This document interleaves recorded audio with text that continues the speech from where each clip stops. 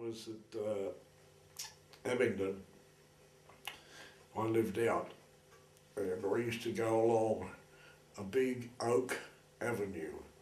On either side there were stone walls, and then these beautiful oak trees, and I used to go out every morning. And the CO called me in one morning. Oh, he sent the RAAF duty officer to get me. I said, "What have I done wrong now?" She said, "Nothing, he just wants to talk to you." Anyhow, I got in there and he said, "What have you got that I haven't got?" I said, "What are you talking about?" He said, "Well, what have you got that I haven't got?" He said, "I followed you out a few times."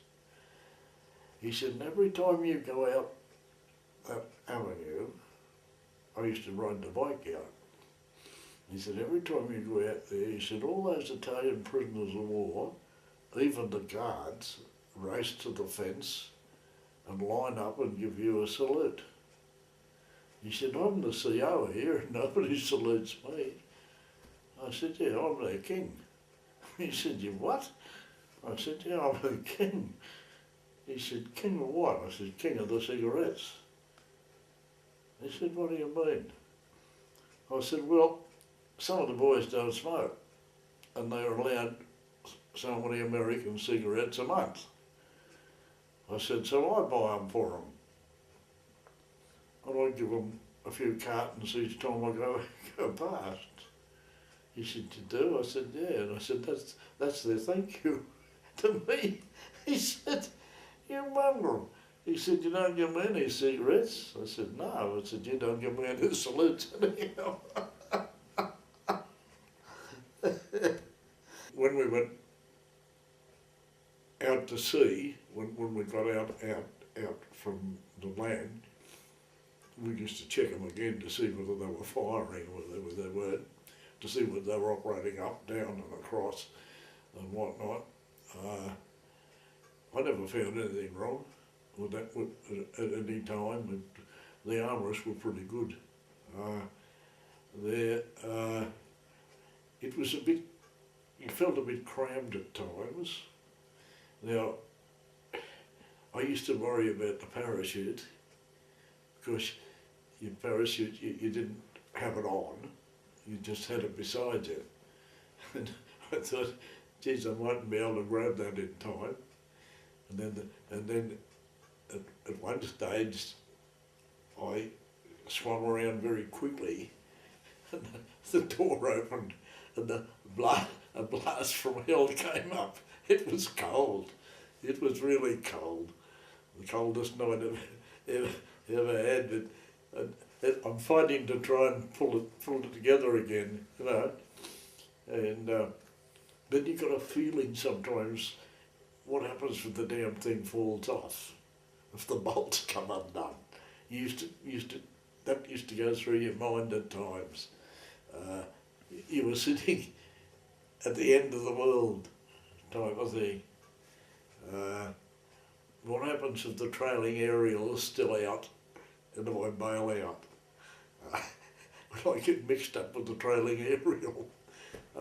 Things like that, they used to go through your mind at times. But I always found that the armourists were very good. They had them, we had to line them up ourselves. We used to go out, and you couldn't fire them on the ground, of course.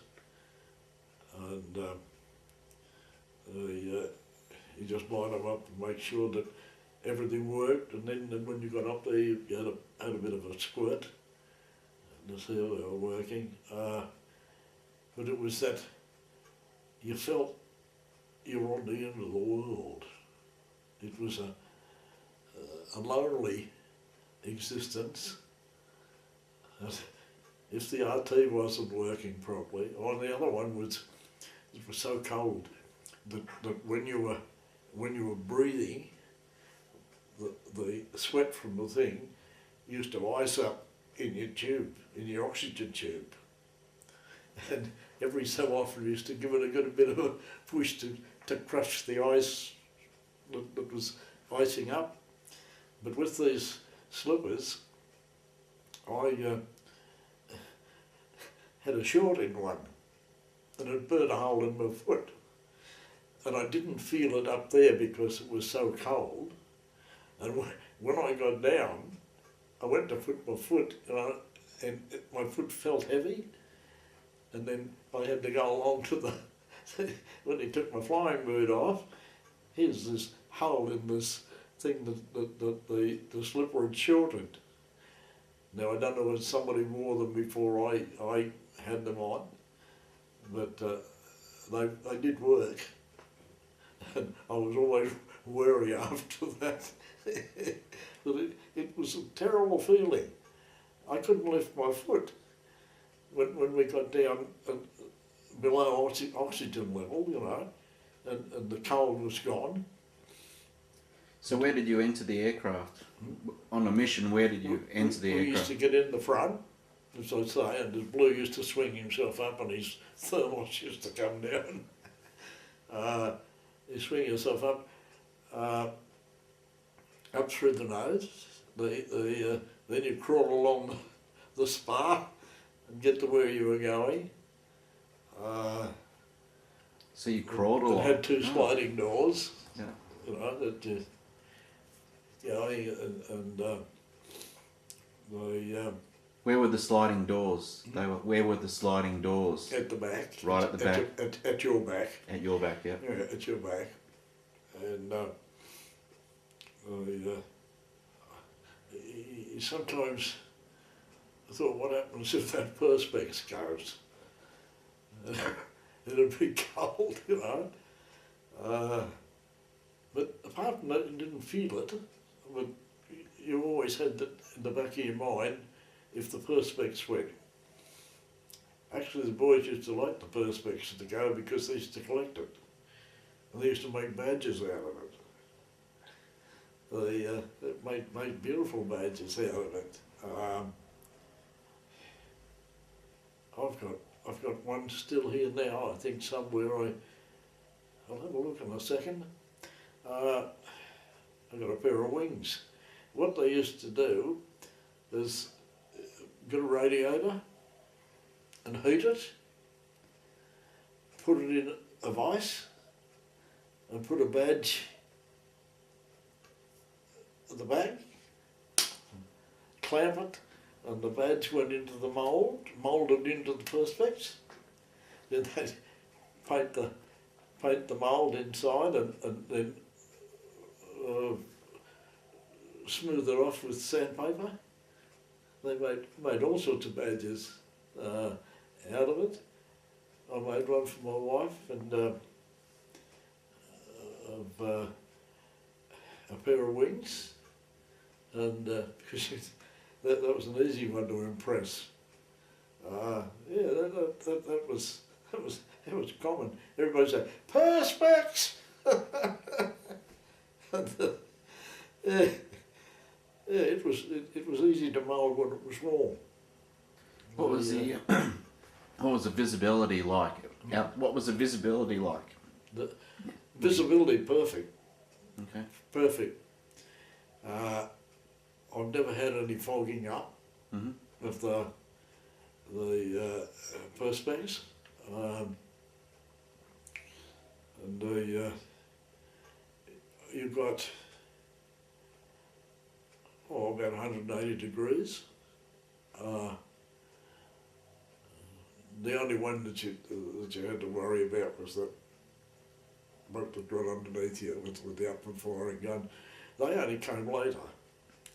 And then they had remote controls. They came later. That started to worry me, because it'll worry me now. More now than ever. But no, they functioned very well. We used to feel a bit inadequate because they had cannon and we only had 303s. But the idea of that was the 4 guns in the rear your spatter was bigger, but their cannons were only in twos.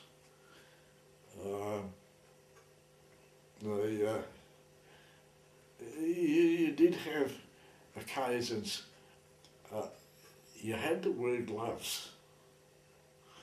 If you didn't wear gloves and you had to lift the breech block or something, you'd get donged when you got back for intentional, I don't know what they called it, there was a name for it, but your hands would stick to the things with the ice, you know. So I never wore the heavy, always carried them, but I never wore them. I always wore the silk gloves, so that you didn't touch your hands with the bare metal, because if you touched any metal up there, your hands would stick to the thing. But that was the go. And because the firing one was just pressed down and you automatically fired your four at the time. What were the instructions to you if you had to bail out? You rotate your turret, open the doors, and just fall out. Okay. Was that difficult to do? Would that have been difficult No. to do? Yes. Don't want to. You practiced that manoeuvre, did you, at all, or? Yeah. Yeah. Yeah. You'd have to get your turret around so that your doors were facing outwards, and I had one leg out. One time, Pat said, "You nearly made it." I didn't know what went wrong. Everything just went haywire. We might have hit a slipstream. I don't know.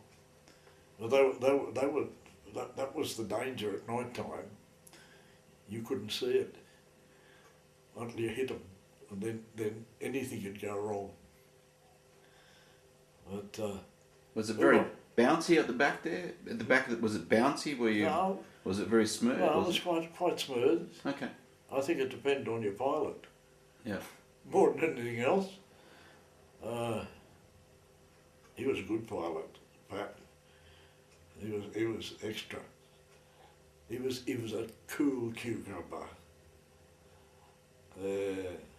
Very cool. And did you have much chatter with the pilot and the crew? Yes, that's what I say. If it broke down, you didn't know what was happening up front. Sometimes the plug would come out up if you went into a dive. See, the procedure was if you got into trouble with a fighter on your tail, you corkscrewed. The corkscrew was you dived 1,000 feet to the left or the port and 1,000 feet to the right to the starboard. You corkscrewed like that when you went down, and then you pulled out. That was the evasive to evade. Get him. He couldn't follow you through the corkscrew. That's what they'd said. That they'd corkscrew first and give a long burst, and come home the Handley Page way.